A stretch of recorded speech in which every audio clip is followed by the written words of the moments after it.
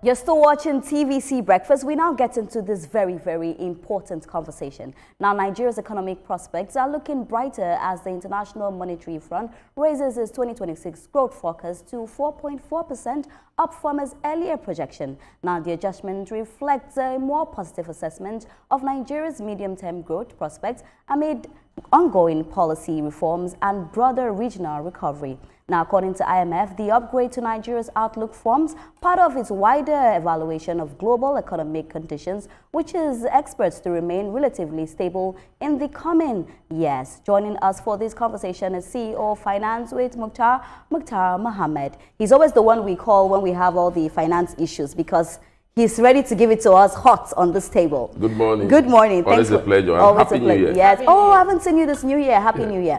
Now we're talking about this topic. You know, oftentimes you've come here, we've spoken about the IMF, we've spoken about, you know, Nigeria is doing well economically and all of that. But I always used to say, when is it going to get to the ordinary man? When is it going to get to the market woman? When is it going to get to the Okada rider? Because we say all these beautiful things, 44%. Oh, we're excited. We're speaking about it on this table. The truck driver doesn't understand what we're saying because he's still paying transportation high. You know, the market woman doesn't understand because she will say that she's still paying, you know, for food high. But you then will argue and tell me that relatively, it's not going upper, it's not going lower, it's in the middle. So over to you, please. Well, if you look at where we are coming from and where we are today, you need to commend the government thus far because we've seen some positive signs compared to, like you said, those hyper price is no more there. Those fluctuation in exchange rate, I mean, it's still there, but not the way it used to be from maybe to 1,700, 1,800. It is not where they may met it, but then we are not seeing those hyper fluctuation. We are seeing relatively stability in price of petroleum product. We are not seeing them going higher. We are at least averagely within Nigeria now. We can say oil prices average between 900 and 950 within averagely any part of Nigeria. So when you look at our economy and look at that, then you look at the reform, what is happening to the companies, especially multinationals. Then you look at the investment climate. There's a lot of positivity. And so, yes, I know the average Nigerian, the downtrodden, I said, when will it get to us? Like I keep saying, first of all, when a reform comes in, the investors tend to come in because they're going to benefit from the reforms. Then you see the companies begin to benefit from that reform. Then the next people you see is the downtrodden begin to benefit from that reform. How do they benefit from that reform? In the area of job creation. You begin to see job creation begins to come in. You begin to see activities, economic activities. You see that in terms of infrastructural development, in terms of marketability of product. The best part of it in terms of consumption, because Nigeria is a consuming-driven economy. Once we cannot consume, then our sector is virtually down, especially what you just said, the market women. You see the informal sector, which we call the market women, the Okada rider, the Keke Napep. They are the key drivers of the Nigerian economy. Truck drivers. Yes, they are the informal sector. They provide job for over 80% of Nigerians. So once that sector can start enjoying consumption because of the relative stability in the economy, then you begin to see it's coming down. But quick one before my colleagues are button. The 44% for a layman that is watching, what does it mean, you know, for us? Because we're speaking about it on this table, we're giving them big English. We need to break it down as well. See, what does it mean for Nigeria's economy? For 4.4%, what it means is that your productivity has improved. But when you're looking at those productivity, you're looking at sectors that drive the Nigerian economy. You're looking at the oil and gas sector. You are beginning to see that that sector has improved. That's what they are trying to say in terms of oil consumption, in terms of oil production, I'm sorry. It has improved, so it will definitely have an effect on your economy. Then you are seeing again bilateral trade, investors having positive sentiment towards your economy. Those are what drive that sector. You are seeing fiscal reforms that have to do, you know, about the tax reform, you know, about the reforms in terms of infrastructure. You're seeing all those reforms, exchange rate liberalization, competitive currency, stable currency, all these are tied towards that growth that you are seeing.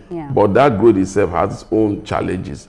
But again, for growth to be really felt, it's when it's beginning to get to those people in the informal sector and those people in the downtrodden. But to get there, it's always a process. But hopefully, I'm so optimistic that we've seen reforms for 2 years. We will begin to see the impact of those reforms in the life of the ordinary Nigerian, in the area of job creation, especially availability of food. Yeah. So those are what will drive those. That 4.4 that we are saying also, it comes down to improvement in security.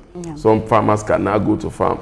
You can't really say, oh, everywhere is stable, but you could see that there's an improvement in terms of security. Absolutely. Mr. Mukhtar, I have to say it's a very, very positive development, right? This forecast by the International Monetary Fund, 4.4% growth prediction, that is amazing. But this is the first time that we've received positive and forward-looking financial forecasts, if we're going to be honest. If you had to say, what are the biggest policy risks to this growth forecast that could derail implementation back home? Are we talking about, is it inflation? Is it debt servicing? Is it insecurity? What risks affect the availability of adapting and really coming for this growth forecast 4.4% to come to fruition?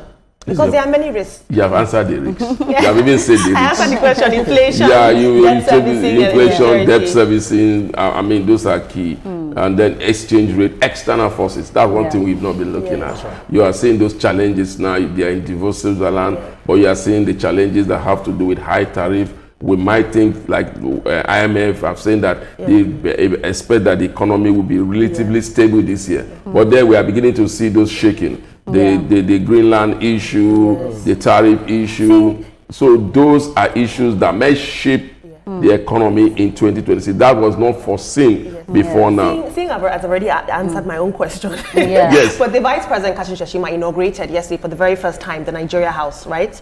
At the World Economic Forum. What will this look like in terms of how this can grow Nigeria's economy? What does that mean for us? Explain to the average Nigerian. You see, for me, I'm not so excited when we begin to do those things. The Nigerian House, then you want to attract investment, you want to do this. I think bottom line is that Nigerians have to begin to think how they can walk through their own economy. Because again, if you see what we've enjoyed in terms of our economy thus far, it's largely driven by Nigerians. Once you take ownership of your economy, then you begin to see stability.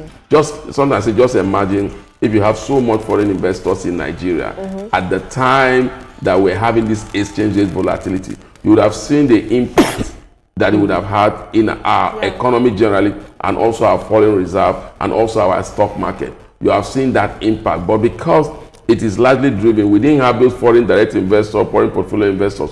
Once you make your economy variable, they will begin to find way to come in. Nigerian House is good. Maybe it's there to sell the product of Nigeria, but don't sell the product of Nigeria to the detriment of Nigeria. So sometimes when we go there to sell our product, we tend to make ourselves look like we cannot do without them. No, the world itself is a global village. You cannot do without each other. But then you must also be able to protect your local economy so that you don't begin to attract foreign investors that will then kill your local economy that is there to stay for the long haul.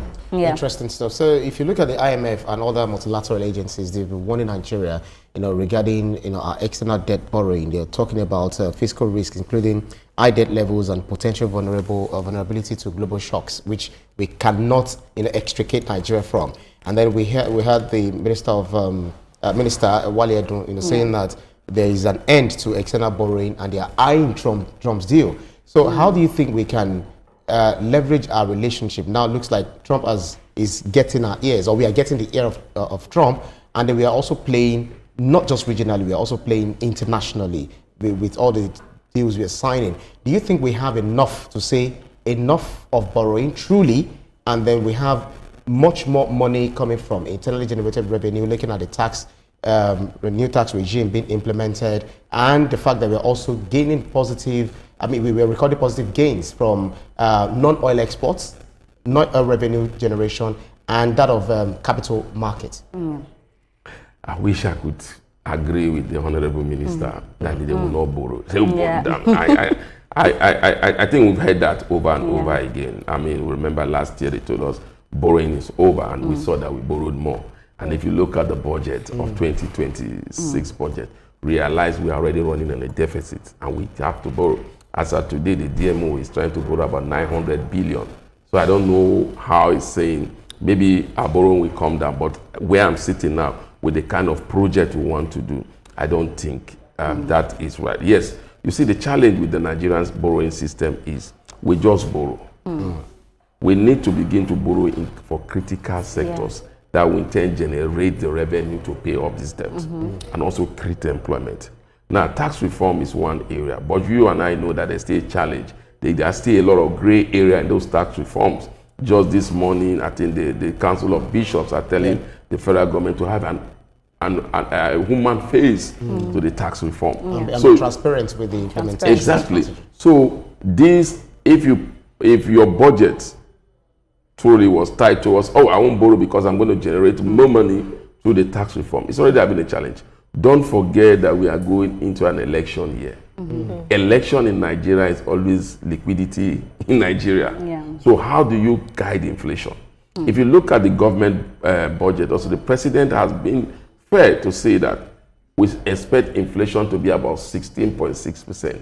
But now we are doing 15.5%. Then that tells you that there will still be a spike in inflation going forward. So definitely borrowing itself is not bad. But what are you borrowing for? Are you borrowing for capital expenditure? Look, we should get off the era of using government's cash resources to borrow. I keep saying it. Government globally don't borrow the way they used to borrow. What they do is the PPP, public-private partnership. A road like the Calabar Coastal Road does not need government funding. It needs the private sector to drive that funding and be able to generate it by towing, rather than government putting their cash resources in such projects. We are seeing that. We remember the Apapa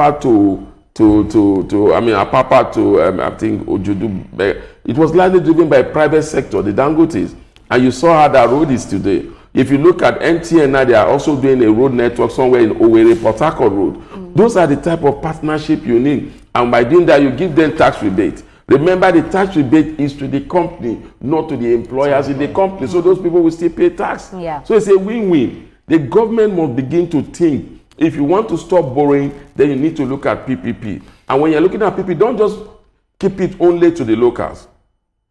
Begin to look at international funding.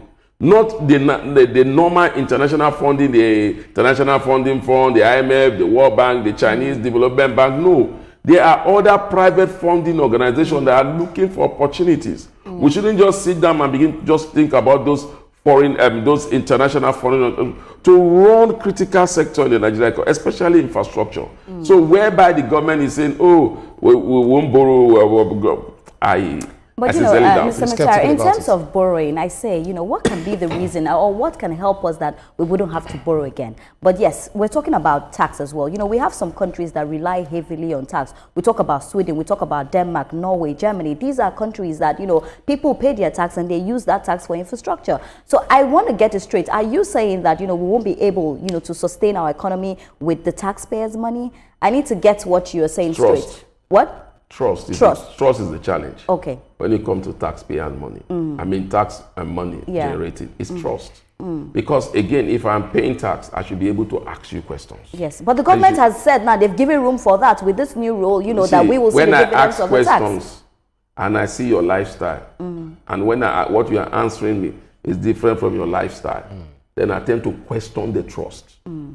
You see a government that you see government officials coming in with 6-7 cars as entourage, and chase and virtually driving the ordinary Nigeria off the road. That's right. You are not seeing if you go to Germany, you go to this country, you don't even know when a public officer is driving his own car. You don't see entourage of cars. Then you see road. Then you see power. Now I'm paying taxes. I'm virtually providing power for myself because I'm in Band C. If I'm in Band A, I'm paying heavily. But Mr. Mukhtar, if we continue to say it like this, that means are we encouraging people not to pay tax? No, see, that's what I'm telling you. You said, what is the challenge? I say trust. So how do we repair this trust then? We will have to repair because it looks like that's the most important thing. Let me tell you, when it comes to tax, it has to deal with trust. You want to see judicious spending of this money. I'll give you an example. We have removed subsidy from petroleum product. Have the life of the average Nigerian better off? A bit, we'll say. No. For you that owns a car is better. But the guy that is still going local transportation is not better. Cost of transportation has not come down. For you that have a car, You are now, your I cost don't of have a car. funding. No, I'm not. Yeah, I know. I know you have a car. Your cost of funding has come down. So if you don't have a car, somebody will give you a car. Amen. So your cost of funding has come down. Yeah. Because again, if you look at the generation, or maybe the Gen Z, the Gen Alpha, look at the cost that they talk in funding. They have to take Uber from point A to point B. The price hasn't come down. So when you're looking at, if you look at even the IMF said, what is the highest risk that you see also in that report? They tell you about the cost of transportation that by and by have impact on the cost of production. So when you are paying taxes, there's some relief that should be coming in. We should have power. So I know I'm paying taxes. I'm not busy going to buy diesel to power my generator at home. I'm paying taxes. I don't have to repair my car because the road is very good. I'm not taking my shocks or anything. I'm paying taxes, but I know that my economy is productive. I can get job. Those are what ends trust. Now, I'm talking about the fuel subsidy removal. Remember that subsidy has been removed. Government have earned more. State government, local government, and federal government. But what the only impact we are seeing in terms of infrastructure is to federal government. How many state governments have done something new with the new revenue they have gotten? How many local governments? You're talking about tax. When you talk about tax, I want to pay tax. I know I'm paying tax and my business is thriving, especially in the informal sector. The informal sectors are still suffering from levies. No matter, because local government and state governments thrive on levies rather than on taxes. That's right. So how are you going to remove all those levies from the tax law? Fantastic law, I love it. But isn't that where the subnationals should come in? Because truly, if you go to those places, you imagine they collect money from us every now and then. In fact, 3 times in a day, let alone those levies, right? Exactly. So who should not do the job? Is it not the government, the local government, and then you see the roads in the local government? You need to have the political will to do that. No, who would do it? I mean, the government has to have the political will to do that, because again, give an example of a state like Lagos. From every bus stop, you see people collecting levies. Absolutely. From them, and then you have organizations call themselves this and that. Those transporters will have to pay levies. So you are seeing an economy that say, "Oh, we want to be tax friendly." If you go to these developed countries, people are more excited to pay tax than levies because there is a type of enjoyment you have by when you pay taxes. And you can trace it. You can trace it. You have tax rebate. You can say, okay, the government, in my local government, you say you are going to construct XY road. These days, again, if you begin to question government spending, that, oh, you put such a money that you are going to construct a road, instead of they call it, you are bullying the government. And then here you are being arrested for trying to harass the government. So we need to be clear. If we want our country, I'm advocate. That tax reform bill is one of the best things that happened to Nigeria, especially smaller businesses. But today, that bill has passed into law, start implementation in January. Do you not still see those dispatch riders being harassed on the road? Are they supposed to be there harassed? How can we stop that? So do they make up to 100 or above 150 million? Mr. Mukhtar, what can be done for that particular one that you're talking about? Having those people. It's subnational. That's what you have said. It's a local government. So what are the solutions? Like, I like to focus on solutions. The solution is in the book. Maybe people have not read it. So the solution is in the tax reform already. So local government are not supposed to be doing that because the law has been passed by Mr. President. But if they are harassing a dispatch rider, you and I that are educated, do we stop and say, you don't harass that dispatch rider? I try to do that oftentimes. I actually try my best.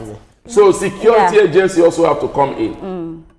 I mean, you see, things work in other economy because there's a system. When there's no system, implement your own system, create your own system. As we are now, if you look at the security agents, which of them will now want to save you? When they are harassing you, because again, some of those harassments are done with security agent backing. That's the scary part, actually. Well, Mr. Mukhtar, I'm really happy that you pointed out that a lot of the implementation of our economic reforms depend greatly on political will. But I would also argue that we require a lot of social will on the part of the people as well, understanding these tax laws and not having as much pushback as you just mentioned. You're a finance expert and you've said you're on national television. This is the best thing to ever happen to this country. So both a combination and a culmination of political and social will. But I want to come back to this forecast by the IMF, the 4.4%. Nigeria has a very complicated relationship with the IMF when we look at from the 1980s, the structural adjustment program. And that failed partly because Nigeria grew before the IMF could offer economic protection. My question now is that what safety nets should we put in place so that this prediction comes to pass, so that this is politically and socially sustainable? Because the IMF, if they're going to push for this amount of economic reform and give us these figures, these positive figures, shouldn't they come with some sort of economic protection or safeguards on both sides of Nigeria and the on top IMF? of that, how much of those predictions should we trust? Yes, that's the thing, because we've seen a lot of predictions as well. I like the Nigeria Economic Group Summit. I've also done their prediction, even higher than the IMF. So they're on ground. Yeah. So we are looking at the IMF. Yes, I've said it on your program before, I'm not an advocate of IMF. Because IMF is not in Damaturu, it's not in Potiskum. Yeah. So you think they are not accurate? No Sokoto. You think they are not accurate? Sometimes they pick some particular, they pick Lagos. And they don't take local nuances into account. So sometimes that's why I always say, whatever we are doing, we should not do copy and paste. We should also look at the precarity of our own economy. Our economy is an informal-driven economy. What do you do to help them? They need, if you look at that report also, they talked about cost of funding. If I am as a local business cannot expand because the cost of funding is high, because I go to borrow at almost 30%, how do you grow? So you remain small. We have to look at that. Those are the risks. You talk about cost of production. You see the non-oil sector. How have we been able to compete? You should commend them, because if you look at the cost of production, the kind of tariff that we pay, the time of levies they pay, the port levies, they need to come down so that we can compete globally. Those, I'm telling you what will make the IMF prediction come to pass. That's right. But like I keep saying, it's prediction. It may happen, it may not happen. It may not happen. It may even and it's surpass. happening, remember, IMF said it's happening tied to what? Some reforms. And one of those reforms I think we should look at is the fiscal reform. We'll talk about the fiscal, we'll talk about the executive, the local government, and the state arm of government. Those are the fiscal reform. Monetary policy have been top notch. We have seen our exchange rate go as high, and we are not seeing stability. All is largely driven by monetary policy. Fiscal policy are what drive growth that will affect me and you. How far have they been able to do that? If you want to do that, then you have to begin to think about this fiscal rascality, whereby monies are appropriated, money are not released, money are funded, money are not, contractors are busy demonstrating in Abuja because they've not collected, but rather in the budget you see all these things needs to be taken care of before you begin to see the reform. If you look at the IMF say what are they also say the greatest challenge has to do with the physical side, physical responsibility in terms of implementing what you are supposed to implement. Coming out with budget is good, but you don't come out with budget and say your revenue that you're expecting is lower than what you want to get in. I mean, your revenue is lower, but your expenditure is higher. Who will survive under that? You have to go and borrow. So that's why I said what the minister is saying, fantastic, but do I see it as something I should be happy about? Where I'm sitting with a budget deficit of about 20-something trillion, I don't see anyhow. And with an oil production capacity, which I commend the executive, bringing it from a high of 2-something million barrel in 2025 to 1.6 million barrel. It's still a challenge because up till now we've not been able to meet that to 1.5. Non-oil sector can bring us revenue, but they don't bring us the kind of value in terms of revenue that the oil sector brings. Insecurity is still a challenge. Farmers are still not going to farm in some areas. Even if we commend the military for what they've done thus far, there's still a lot of work to be done. But if you look at the micro aspect of the economy, do you not feel that it is now getting to... No, microeconomy, that's why I say microeconomy, fantastic. That's right. That's what I'm saying. But microeconomy itself does not give you employment. Because microeconomy sometimes is largely driven by monetary reforms. So when you begin to, physical reforms need to add up to that. So that you begin to see the kind of result you want to see. If the microeconomy if the physical monetary side is saying exchange by exchange rate is this, then we are cutting rates, and then the physical side is hiking a tariff. It's working together. Because of our time, I just want to ask you this very important question. You know, we've spoken about trust deficits, why a lot of Nigerians, you know, will feel like they don't want to pay their tax. And for me, I am pro-tax. I keep telling people you have to pay your tax because it's very important. How are we able to make sure that we make Nigerians believe in the system again? We've promised them that you will see the dividends of your tax. But apart from that, what are some of the things, as a finance person, if you were given the authority, you know, what do you think is the first step we need to put in place to make Nigerians understand the importance and also to trust the tax system? Number one, I'll go to the informal sector. Like I said, they are the life wire of the Nigerian economy. Okay. And the taxes we get to the informal sector is not much. Mm-hmm. If your life wire is not contributing so much to your tax net, then there's a challenge. That's why government will always go to borrow. Okay. Now, when I go there, I want to look at what do they need. They need low cost of funding. How do we bring that to them? Yeah. They need infrastructure. They need their cost of production. Okay, Alice, you've told us some now. Our time will not permit us. I know you have a lot, you know, to tell us. But thank you so much. Let me give you a handshake. That was a very beautiful conversation. It's always nice to have you. So you get your car? Yes, amen, amen. Somebody's car is parked outside the big car. All right, you're still watching TVC Breakfast. Now, FCTA workers reject management's claim of meeting demands. Insist strike continues. Join us after the break for these very important conversations. We'll be right back.